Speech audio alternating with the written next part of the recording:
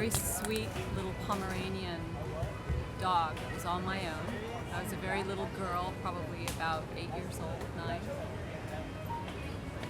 And I really cherished this dog. She had long, long hair that Pomeranians have, and I would give her baths, and I would blow dry her hair out, and I would take her on walks, and I'd bring her to the football stadium at our local high school, and I would sit her in the end zone, and she would sit and she would wait, and I would go to the other end zone, and I'd given her this very strange little name because I have a German family, and the name was Puppkin.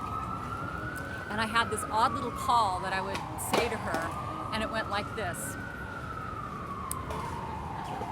Papa-pakinkin, papa-pakinkin, papu, papu, wap-papa-kinkin. And when I would make that call, she would come running across the football field as fast as she could with her little hair flying in the wind, and then she'd jump in my arms.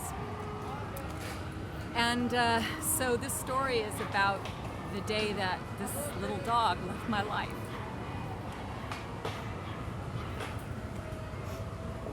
So I had this funny German family with a mom who grew up in the war and had never had a pet of her own. And so she didn't really understand that bond.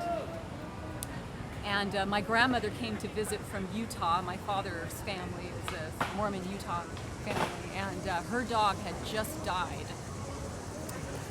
And when she came to visit, she really liked my little dog. And so my mother asked me if I would give my dog to my grandmother.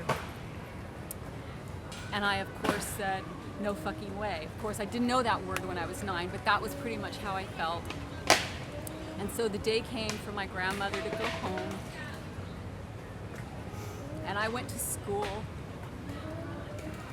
And when I came back, my dog was gone.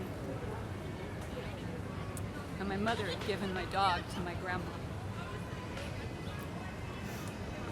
And when I went to visit my little dog in Utah, my grandmother had shaved all her beautiful hair off because it was kind of hot there.